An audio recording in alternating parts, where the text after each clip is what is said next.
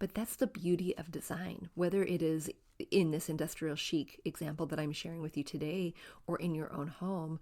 Contrast is a very good thing. You want to think about contrast. Where is contrast? And contrast does not just mean in color.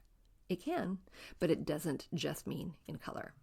It can mean masculine, feminine. It can mean old, new. It can mean black, white. It can mean dark metal, light metal. You want to think about contrast in many, many ways. We grew up with the phrase, home is where the heart is, but our culture has shifted and now the message is, home should be Pinterest perfect. I'm calling BS on that message. Home, it's not about the stuff, it's about the story. And whether you know it or not, your home is a reflection of you and is already saying something. So what is it that you want it to say? Hey, I'm Danny, a former first grade teacher turned home decorator. Going from a dual income to a single income so I could stay home with my babies meant budget, like ramen eating, Goodwill shopping budget. And I learned a few things along the way, like how to bring big style to your home without breaking the bank. And I'm sharing it all with you. Tips, tricks, decor, and design advice so you can learn to tell your story with your style, where you can start living free from the Pinterest perfect trap and start living a life of intention. Welcome to Fig and Farm at Home, where we design happy living and where it doesn't have to be perfect to be beautiful. You know that I'm a big fan of learning your design style. In fact, that is the number one thing that I think that you should do when you're trying to decorate your home, when you're kind of fed up and ready for a change.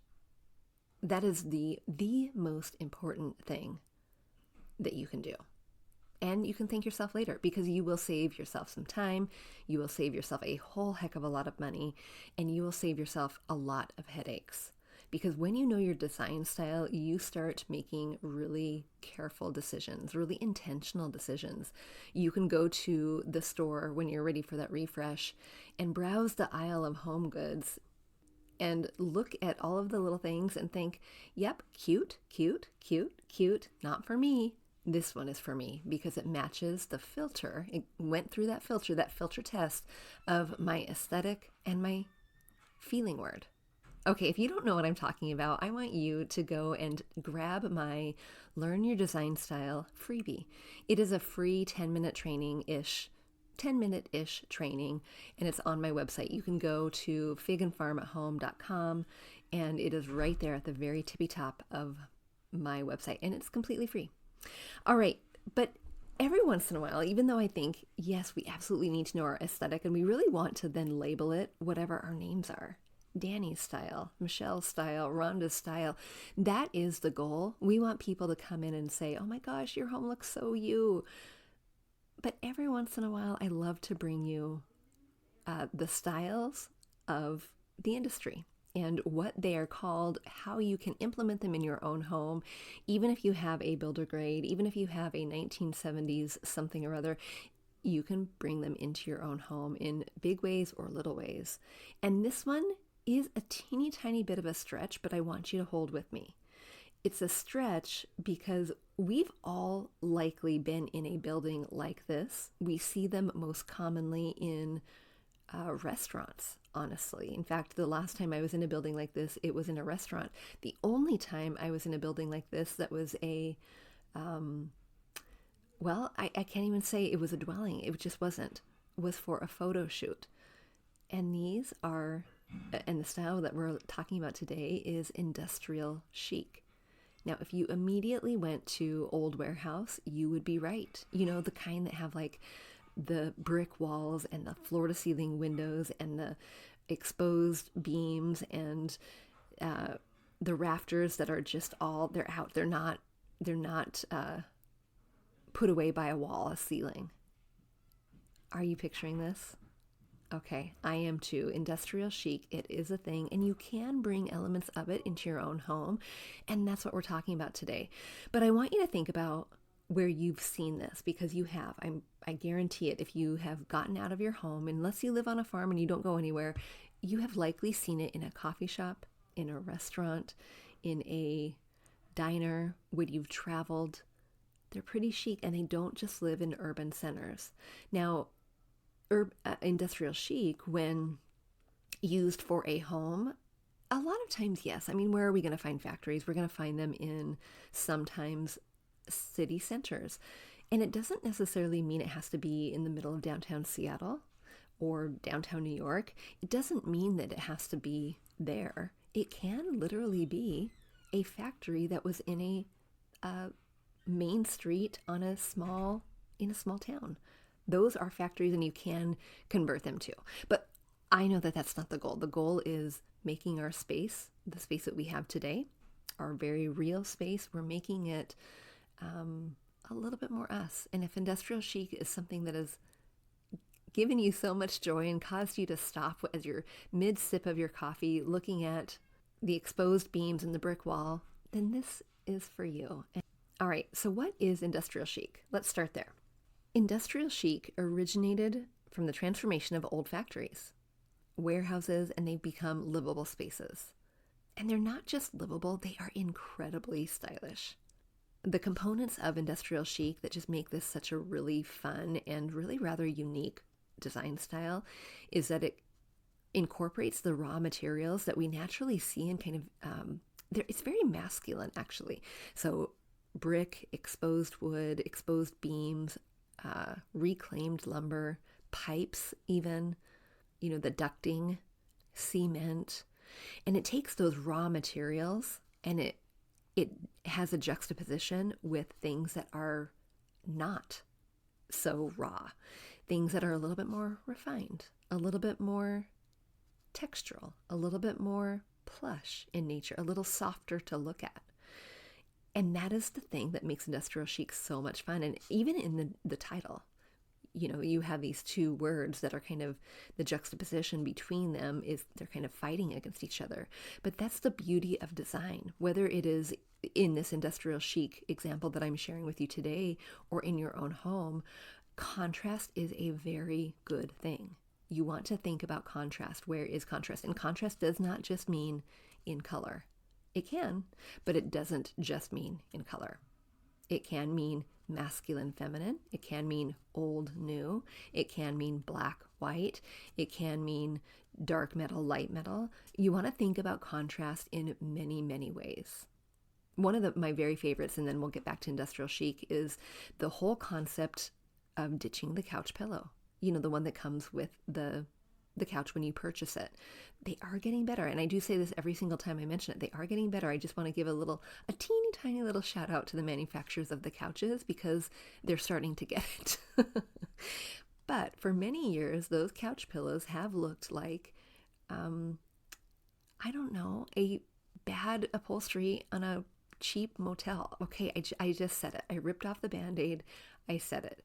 Some of those have looked like that, and we don't want that for you. We want more personality. We want more life. We want more, style, but we want just a little more personality is really, let's just land there. We want more personality for you. But when you have a dark couch and you're limited by a dark couch, for example, a great way to kind of tone that down and make that light and airy or that openy, is openy even a word? That feeling of just lightness, where you're trying to take the weight away from such a heavy piece of furniture anyway because of the darkness of that color. You can use contrast, and you do that with a lighter color textile, pillow, throw blanket, that sort of thing. Okay, back to industrial chic. So contrast is a very, very good thing here. Now, another hallmark of having those an industrial chic space is utilizing the open concept area. I mean, if you think about a warehouse and a factory, they don't have walls. They have generally just a very large rectangular space that they've used for whatever manufacturing they've done, and then they've gutted it, and now it's becoming homes or studios or stores or restaurants or what have you. But in your own homes, things that are being built nowadays, they are lending still towards open concept areas. Take advantage of that. So if you like industrial chic and you've wondered, how do I make this work for me? This one could be for you. Okay. So 10 ways to bring industrial chic into your own home. If you are loving the raw materials, if you are loving the cement, the brick, if you are loving the exposed beams and the reclaimed wood, if you are loving the metals, the deep metals, if you are loving that, oh my gosh, this is for you, even if you have a builder grade home. Are you ready? All right, the first one is to embrace those open spaces. We want you to really use that open concept area to your advantage. You're going to pair it with a very neutral palette. So the thing that makes industrial chic so lovely is that all of those raw materials are allowed to kind of not be focal points, but kind of be focal points. They're very interesting pieces, right? If you think about a brick wall, or you think about the dark framed windows, or you think about the piping that you see exposed, or you think about the reclaimed wood that might be on a wall. Those are very, very interesting. And so we want to highlight that with contrast. So having not only the open concept area, but having a very neutral palette, we want to think, and this is number 2, 10 shades of white, 15 shades of white, 20 shades of white. If I said 50 shades of white, that's very Martha Stewart, but you can go 50 shades of white. Think about multiple layers of this very, very neutral color. And we want to stay in the white arena.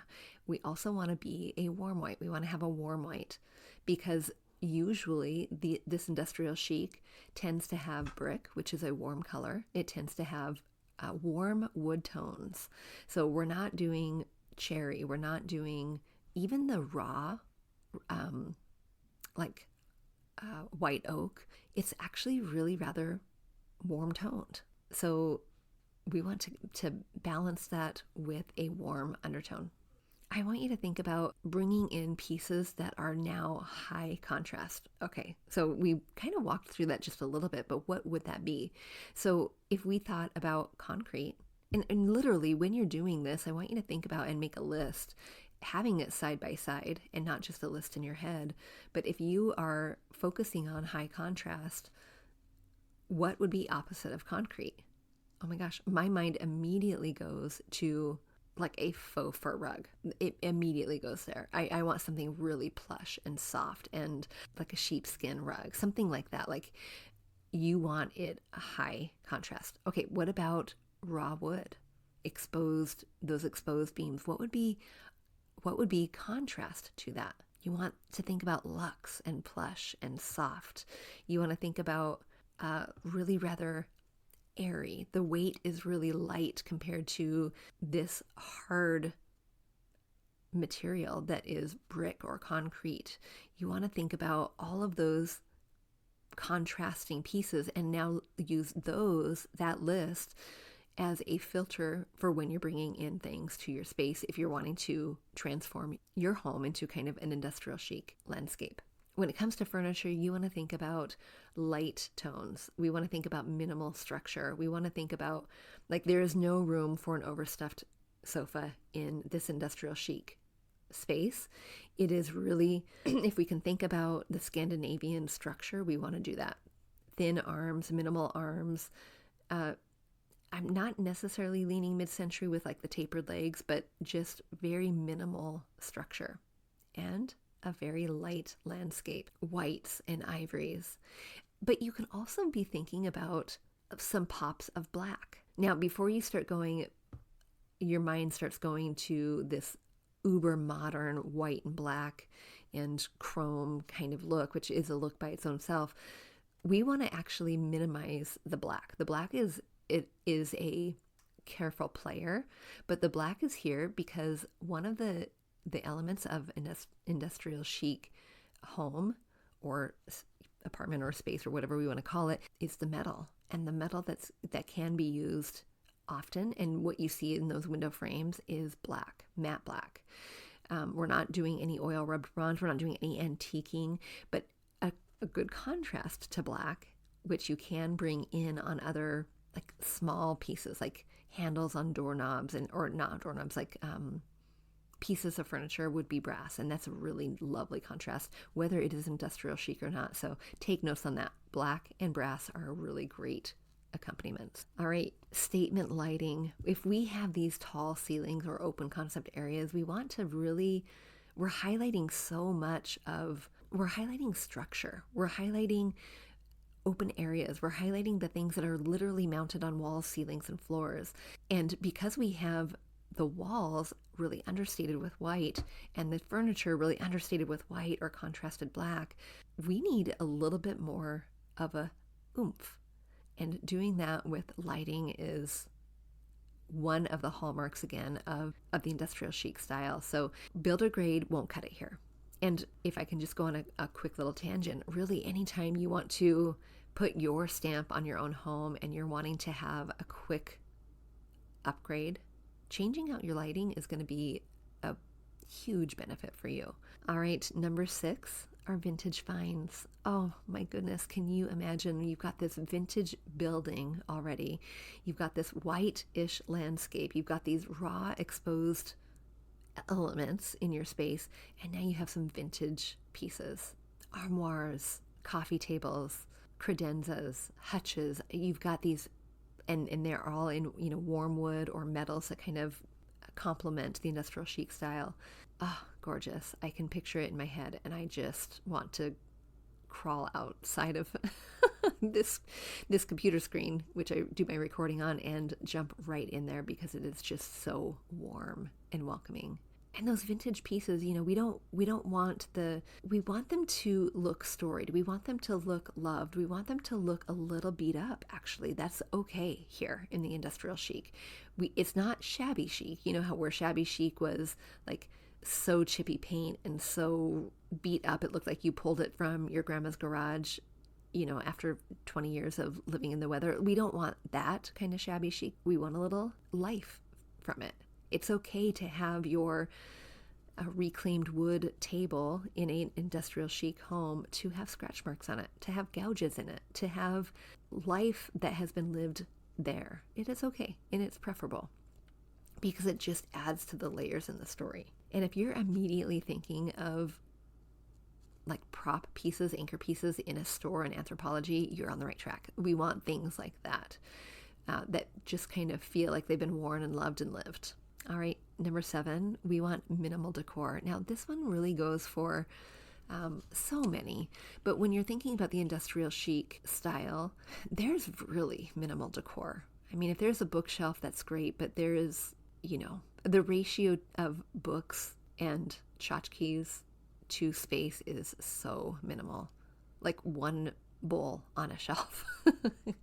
And that I might struggle with that. I do like to have a few more things, but the idea is there's just not clutter. There's just these homes, and you're probably even picturing, or I hope you are, maybe even a livable space that you've seen on TV in this design style, right?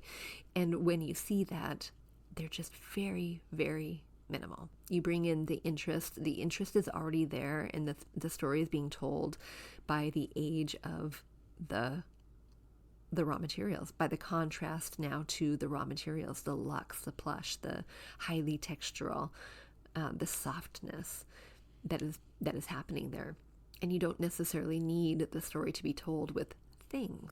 All right, friend, what fun. If you want to bring industrial chic to your home and you don't know how to do it or if it's even possible, I'm your gal. You can book a decorating SOS call, and I would be happy to help you realize that goal. And if it's not an industrial chic style that you want to bring in, something a little bit more pragmatic, friend, I'm your gal as well. I have a few spots left in October where I can meet with you one-on-one to create a plan that helps you unlock the potential in your space, the room, that has been driving you crazy for so long that you really want to do something about.